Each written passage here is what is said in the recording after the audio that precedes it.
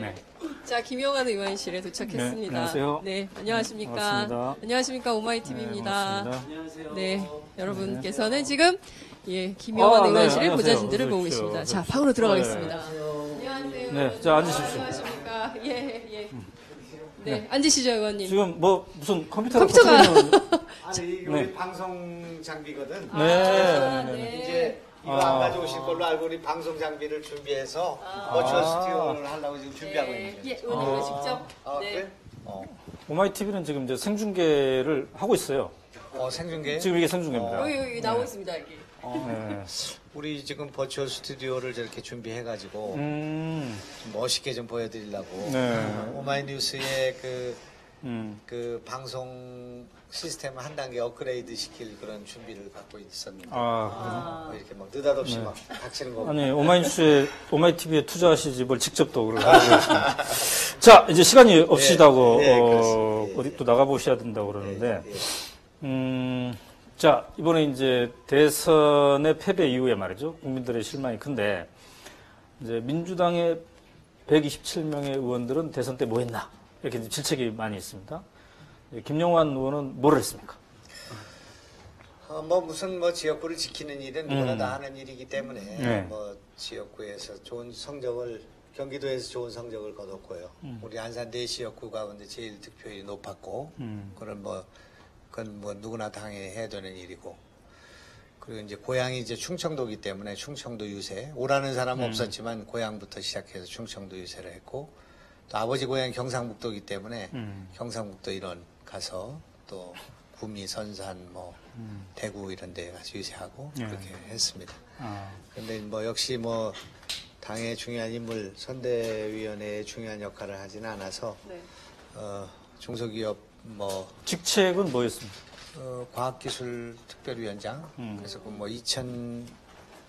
2012명인가 1019명이든가 네. 1219명 그 서명 하는 그 작업에 좀 참여했고 선언했고 그런 작업. 자, 그러면 이제 안산 지역구에서는 좋은 성적이었다고 말씀하시는데 이 경기도에서 이제 크게 지지 않았습니까? 경기도에서 이유를 뭐라고 보십니까? 유세를 했는데 저는 경기도가 질 거라고 생각했습니다. 왜 그렇습니까? 경기도와 서울은 이기고 우리가 늘 경기도에 이겼는데 경기도가 서울 변두리처럼 옛날처럼 민주당 강세 지역이죠.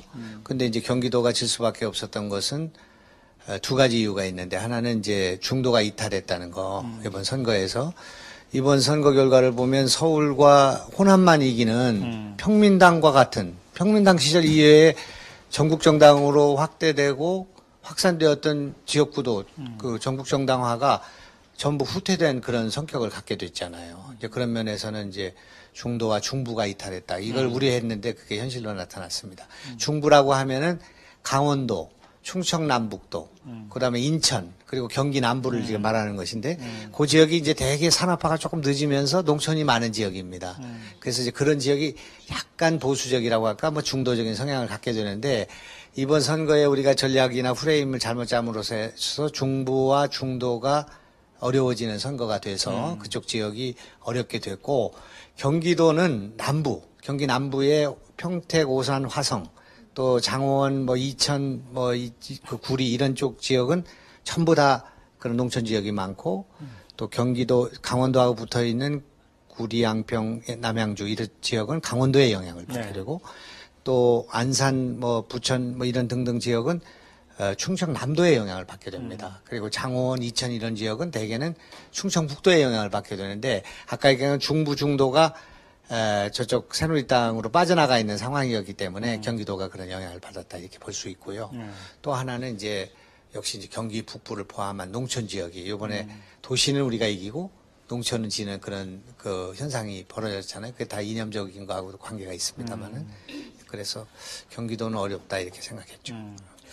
자, 그동안 이제 어떤 당의 친노 문제, 여기에 대해서 언급을 이제 좀 해오셨는데, 친노가 당의 어떤 패권적인 역할을 하고 있기 때문에 이번 대선에서도 문제가 많았다. 이렇게 생각하시나요? 그런 건 아니고, 우리 후보가 친노 후보였지 않습니까? 이제 노 대통령의 이제 비서실장 출신이었기 때문에, 처음부터 선거에 상당히 불리한 여건을 갖고 있었다고 생각합니다. 친노를 좋아하시는 분들 굉장히 많지만 거기에 기피하거나 반대하는 사람들이 상당히 있기 때문에 이게 이제 중도 이탈하고도 관련이 있는 문제여서 이 문재인 후보로 선거에 승리하기 위해서는 친노의 색깔을 뒤로 이렇게 좀 숨긴다기보다도 좀 탈색하는 친노 프레임을 뛰어넘는 그런 노력을 의식적으로 해야 된다고 생각했습니다. 그래서 이제 후보한테도 그런 말씀을 드렸고 이걸 끊고 넘어서야 된다. 그러니까 이해찬, 박지원 담합이 문제가 되는 상황이었기 때문에 후보 되신 뒤에 이걸 빨리 뒤로 후퇴시키는 게 좋겠다. 그리고 뭐 지금 이제 제 개인적인 생각이었습니다만 노란 잠바 같은 거 그런 거 왜 우리가 입었나.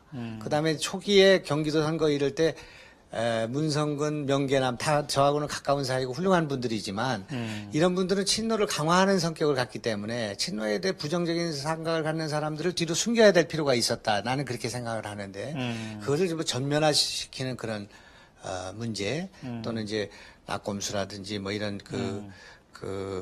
광화문 집회 시위 이런 데서도 가능하면 우리 민주당의 지지자를 응집시키는 것이 아니라 우리 민주당에 대해서 거부감을 느끼고 있거나 불안을 느끼는 세력들을 포용하는 선거 전략을 했어야 되는데 그런 것들이 좀 아쉬웠다고 생각합니다. 특히 이제 통합진보당하고의 관계 설정 문제에 있어서 정말 제 생각에는 거기서 정말 그 많은 시청자들이 보는 앞에서 뭔가 조금 우리가 제스처라로도 그 통합진보당의 그런 태도에 대해서는 좀 이렇게 꾸짖는 그런 태도라고 하고 조금 거리를 두는 자세를 취했더라면 좋았을 것이다. 저는 이제 그렇게 생각하는데 하여튼 제 생각과는 좀 다른 선거운동이 전개가 됐고요. 너무 지금 새 시대의 새 대통령인가요? 뭐 그 슬로건도 참 납득이 가지 않는 슬로건이에요. 저쪽에서 무슨 준비된 여성 대통령인가? 여성 준비 대통령 이런 것에 비해서 훨씬 우리가 홍보나 전략이나 또 이런 것들이 많이 부족했다고 생각하고 내가 이제 대선 경선하지 않았습니까? 그래서 내가 후보님한테 맨 마지막 날 제가 말씀드린 게 일어서시는데 후보님 내가 쇄신파로서 말씀드린 게 정말 온정을 넘어야 집권이 가능합니다. 온정을 넘으셔야 됩니다. 그러니까 과감하게 자를 거 자르고 결단할 거 결단하고 이렇게 해야 된다. 그리고 후보 되셔서 선거 지면 제일 큰 불행입니다. 그때 이제 후보 단일화 되기 전인데 지금 생각해 보면 우리가 좀 불리하더라도 후보 단일화를 완성했어야 되고요. 물론 뭐 여러 가지 왜 저쪽에서 저렇게 벼랑 끝으로 몰아넣느냐, 뭐 왜 불리한 주장을 하느냐 이런 얘기 할 수 있지만 그런 것은 다 지나고 놓고 보면 다 진영놀이라고 생각합니다. 자, 그러면 말이죠. 선대위가 이제 위원장이 10명 체제로 이렇게 방사형으로 집단 지도 체제로 이렇게 하지 않았습니까? 그러니까 문재인 후보가 나름대로 막 여러 의견을 듣겠다 이런 용광로 이제 했는데. 용광로 선대본을 꾸린다고는 했는데 그러나 이제 김용환 의원이 보시기에는 친노 중심의 의사 결정 구조로 갔다 이렇게 보시는 건가요?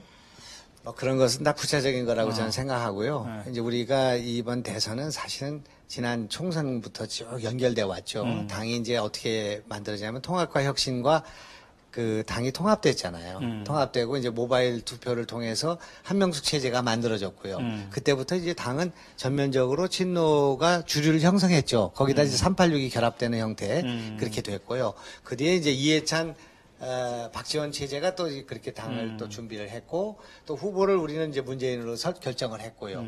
또 이제 그 선거의 상당 기간 동안 우선 이 전략과 이 패턴이 되게 이제 이해찬 후보의 기획대로 간 것이죠. 우리가 의청에서 많은 이제 논란을 했습니다만은 이제 그런 과정이기 때문에 이게 무슨 친노냐 아니냐 이런 문제는 뭐 어떤 의미에서 저같이 뭐 열린우리당을 안 간 사람을 빼놓으면 다 친노라고 볼 수 있고요. 또 친DJ라고 그 말씀도 다 맞는 말이라고 생각합니다. 이제 그러나 지금 후보가 우리는 문재인 후보와 아주 각별한 관계에 있었던 분이고 또 우리 당이 지금 현재 친노가 주류를 형성하고 있는 건 사실이기 때문에 그런 면에서 우리가 이 친노만 갖고 승리할 수 없는 선거에서 이 외연을 확장하고 중도를 확장하기 위해서 후보 단일화를 선택한 것인데 그걸 이뤄내지 못했고요.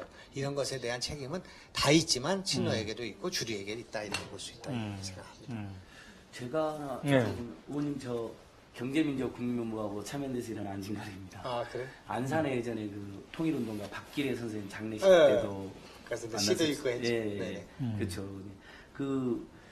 저희들 생각에는 이렇게 이제 저희는 이제 민생 살리기 경제민주 운동 하니까 사실 많은 국민들이 민주당이 사실 그걸 더 잘할 거라는 기대를 가지고 있잖아요. 또 선점하고 또 많은 정책을 보는데 의외로 이번 선거에서 뭐 여러 패인이 있으시겠지만 경제민주화나 민생 살리기 위해서 박근혜 후보나 새누리당보다 더 이슈를 선점하거나 더 집요하게 뭔가를 제시하지 못했다라는 비판이 많이 있거든요. 그런 점에서는 의원님이 또 지경위원장 하셨을 때 18대 때 저희 유통법 개정안이나 뭐 앞장서 하셔서 저희가 많이 또 고마운 기억을 가지고 있는데 그런 부분에 대해서는 의원님 좀 어떻게 생각하세요? 좀 그러니까 민주당이 일면 민생 문제에 대한 집요한 어떤 해결을 추진하는 정당이라는 느낌이 이제 좀 그 부족하다. 문제 이전에 뭐 이 선거 끝났습니다만은 이를테면 노무현 대통령이 저 수도 이전 문제 이게 이슈 아젠다 선점하지 않았습니까? 김대중 대통령 때 우리가 여러 가지 정책들 많이 제시했는데 이번 선거 끝나고 나니까 우리 후보, 우리 당이 주장한 정책 하나도 남는 게 없다고 생각합니다. 뭐 자잘한 거 여러 가지 했습니다만은 그런 면에서 이제 아젠다 선점에서도 상당히 우리가 선점하지 못한 점이 있고요. 그래서 뭐 참 여러 가지 뭐 제안도 했습니다만은 잘 받아들여지지 않았고 그때 우리 토론했지만 북한의 남한공단 그거 만드는 거 이런 거 하나 제시했으면 나는 이길 수 있었다고 생각합니다. 이제 그런 거고 경제민주화도 무슨 뭐 무슨 순환 출자가 어떻고 이런 아주 굉장히 국민들이 이해하기 어려운 그런 걸 갖고 논쟁을 했지만은 정말 그 소상공인들을 위한 정책 또 무슨 중소기업 대기업 상생 문제와 관련해서 구체적인 거 발로 뛰는 경제민주화 정책 같은 거를 체감할 수 있도록 했더라면 훨씬 더 효과를 거둘 수 있었겠다 하는 생각이 들고요. 이를테면 소상공인들이 지금 이번에 박근혜만 찍었습니다. 이게 있을 수 없는 일이라고 생각합니다. 정말 지금 죽어나가는 지금 현실이고 중소기업들이 이렇게 어려운데 중소기업 중앙회를 포함한 상당 부분이 박근혜를 찍었다고 저는 생각합니다. 이거를 우리의 잘못이라고 봐야지 이거를 무슨 그 국민을 탓할 수 없는 일이라고 생각하죠. 그렇게 생각합니다. 아까 당이 전반적으로 이해찬 대표의 기획대로 갔다. 네네. 선거 자체가. 근데 저희들은 사실 이해찬 대표가 사퇴하지 않았습니까? 이제 그래서 중간에 보이지 않으니까 저희는 이해찬 대표의 기획대로 움직였다고 보기 굉장히 어려운데 왜 그렇게 처음부터 평가하십니까? 중반까지는 네. 다 이해찬 그 대표의 여러 가지 그 기획력이 크신 분이고 그 분석력이 있는 분 아닙니까? 네. 우리 이제 논쟁을 했는데 이를테면 저는 이번 선거는 정말 어려운 선거라고 생각했습니다. 한 번도 우리는 정말 이번에 안철수 나오기 전까지는 대세론이 무너지지 않아서 4년 내지 5년 동안 네. 절대 어려운 선거라고 생각했습니다. 이해찬 후보가 의총장에서 얘기했습니다. 우리 저 박근혜 후보는 이해찬 후보에 비해서 훨씬 약한 후보다 이렇게 얘기했습니다. 이해찬 대표가요? 예. 그리고 우리는 이길 수 있다. 우리는 단일화하면 이길 수 있다. 이렇게 생각했지만 저는 이건 선거가 굉장히 어려운 선거이고 단일화해도 이기기가 어려운 선거다. 그렇기 때문에 특단의 대책이 필요하다. 그리고 단일화는 그야말로 양보하는 단일화가 돼야 되고 그야말로 단일화가 아름다운 단일화가 되지 않는 한은 단일 후보가 된다고 해도 절대 이길 수 없다. 그렇게 생각했습니다. 단일화가 그렇게 됐을 때 난 선거 끝났다고 생각했죠. 선거 끝난 거죠. 착시를 가졌어요. 우리가 착시를 가졌지만 명백하게 새누리당을 지지하는 3%가 묻혀 있는 것을 저는 확신하고 있었거든요. 내가 얘기했습니다. 야권표가 5% 내지 10% 묻혀 있다는 게 우리 당의 그 기획가들의 얘기였습니다. 한나라당 지지자가 3% 묻혀 있죠. 왜 묻혀 있느냐? 20대 가운데 새누리당 찍는 사람들은 말 안 하고 있고요. 50대 과거에 넥타이 부대 민주화 운동하던 사람 가운데 새누리당 찍는 사람들이 말 안 하고 있었고 중도 있는 사람들이 대체적으로 말 안 하지 않고 있었고 호남에서 새누리당 찍는 사람들은 여론조사 대응 안 했습니다. 출구조사 8만 9천 명 할 때 13%가 응답 안 하고 집에 갔어요. 그 중에 상당 부분이 새누리당 찍은 사람들이거든요. 그래서 출구조사가 1.2% 나왔을 때 아이고 우리는 4% 졌구나 이렇게 생각했죠. 그리고 우리 당이 그때 벌써 그날 그 선거 당일날 저는 다 문자 메시지 받아보고 있었습니다. 다 이겼다고 생각했습니다. 12시에 0.9 3시에 3%, 4시에 4% 어림없다고 생각했죠. 저는 그게 아니라고 생각했습니다. 그러니까 이런 것이 사태를 그 냉정하게 객관적으로 본 것이 아니라 온정적으로 주관적으로 본 데서 오는 선거의 실패다. 이렇게 생각하고 할 얘기가 너무 많습니다만은 사실 뭐 우리가 무슨 문재인 후보가 뭐 문제가 되거나 뭐 친노가 뭐 무슨 빠지면 되는 문제가 아니라 현재의 지형이 그렇게 불리하게 돼 있기 때문에 우리는 그것을 극복하려는 노력을 했어야죠. 그러니까 의원직 던졌어야 되고요. 의원직 사퇴를 던졌어야 됐다는 거죠. 그렇죠. 그리고 아니 친노 진영들 뭐 이를테면 하다못해 저라도 무슨 한명숙, 이해찬, 김영환 우리가 정계 은퇴한다. 이번에 문재인 후보 되면 김대중 대통령 그때 우리가 그 공직에 안 나가겠다고 선언했고 3구법 했습니다. 친인척, 호남 그 하지 않겠다고 선언했거든요. 국민들 그 불안해하기 때문에 우리 이제 그런 우리 전행하지 않겠다. 그렇게 하고 던졌어야 되고 후보 단일화 과정에서도 우리가 과감한 뭔가가 있었어야 되고요. 지금 돌이켜 생각해 보면은 지금 우리 박근혜 정부 5년은 우리가 갖다 헌납한 것이지 우리 국민들이 우리를 버린 게 아니라고 생각합니다. 네, 그렇게 생각하죠. 그 말씀하신 의원님께서 그 선거 당일날 방송사 출구조사에서 문재인 후보가 앞서고 있다고 이렇게 계속 돌았잖아요. 네. 일반 시민뿐만 네네. 아니라 그건 어떻게 된 걸까요? 그거를 그래서 제가 논란이 이제 있더라고요. 그거를 제가 전부 확인해 보니까 5시 10분까지 출구조사 집계장을 경찰이 지키고 있었어요. 근데 어떻게 된 게 우리 당의 그 수뇌부들이 그런 엉터리 정보를 가지고 그거는 지금 뒤늦게 생각해 보니까 YTN의 그 출구조사 같은 것들이었고요. 두 가지 때문에 착시가 왔는데 출구조사 예비조사 4번 가운데 맨 마지막 것이 1.4%로 문재인 후보가 이기는 조사가 나왔기 때문에 상승하고 있구나 골든크로스구나 이렇게 생각했고요. 그 다음에 투표율이 급격히 올라가니까 이건 이겼다고 생각한 거죠. 만세 불렀습니다. 그런데 제가 보니까 오전에 보니까 우리만 올라가는 게 아니야. 여기 강남 투표율이 올라가고 있고 영남의 대구 경북의 투표율이 올라가고 있고 양쪽이 다 상승하고 있습니다. 그걸 경로 의존성이라고 그러죠. 우리가 지난번에 박원순 시장 선거 때도 그랬고 과거에도 우리가 그날 투표율이 막 20, 30대가 쏟아져 나오면 선거가 뒤집혔잖아요. 그걸 알고 있는 보수들이 또 새누리당 지지자들이 응집하기 시작했거든요. 그래서 보니까 그 전날 그 광화문 집회, 박근혜 광화문 집회와 우리 문재인 후보의 부산 집회를 보니까 이게 뒤바뀌었어요. 서울의 새누리당 박근혜 후보의 지지자들은 강렬했고 우리는 느슨하게 풀어져 있었습니다. 지도부는 다 이겼다고 생각하고 있었고요. 저는 그렇게 생각합니다. 그래서 이거는 선거를 낙관하고 이 사태를 정확하게 직시하지 못한 우리 내부의 이런 문제라고 생각하고요. 당이 정말 이렇게 돼가지고요 선거 이길 수 있겠나 이런 막연한 낙관론이 문제를 일으켰다고 지금 이제 당이 이렇게 돼서야 선거를 이길 수 있겠나 이렇게 말씀하셨는데, 근데 이제 김영환 의원은 이제 다선 의원이지 않습니까? 그다음 민주당에 이제 계속 있으셨는데 당이 왜 이렇게 오랜 역사를 갖고 있는데도 왜 이런 겁니까? 개인이 어떤 지금 김영환 의원이 반성을 점에서 한번 평가를 했는데 왜 이런 겁니까? 반성은 뭐 제가 많이 반성해야 된다고 생각합니다. 저는 정말 이제 국회의원직을 걸고 지금 당을 쇄신해야 되겠다고 생각합니다. 친노 반노 이거 없애야 된다고 생각하고요. 언제까지 우리가 이렇게 해야 되는가? 이게 우리 계파 정치가 없애야 되고요. 진영 논리가 없애버려야 됩니다. 그리고 또 우리 당이 지금 현재 가지고 있는 그 정체성 문제 있지 않습니까? 별거 아닙니다. 우리 당에 종북이 누가 있습니까, 지금? 네? 그런데 이걸 종북이라고 밀어붙이는데 이걸 끊지를 못하고 있고요. 우리 통합진보당하고는 연대해야 됩니다. 연대해야 되고 그분들한테 많은 거를 또 우리가 배울 것도 있다고 생각합니다. 무상급식 같은 거 우리 저 어젠다가 아니지 않았습니까? 그러나 그분들과 조직적으로 통합하는 것은 지금 현재와 같은 상황에서는 민주당이 집권을 포기하는 것입니다. 그렇기 때문에 진보정당은 진보정당대로 아이덴티티를 갖도록 하고 민주당은 민주당의 정체성 가져야 됩니다. 그렇게 될 때 민주당을 마음 놓고 찍을 수 있는 국민들이 생길 수가 있고 집권할 수 있다고 생각하죠.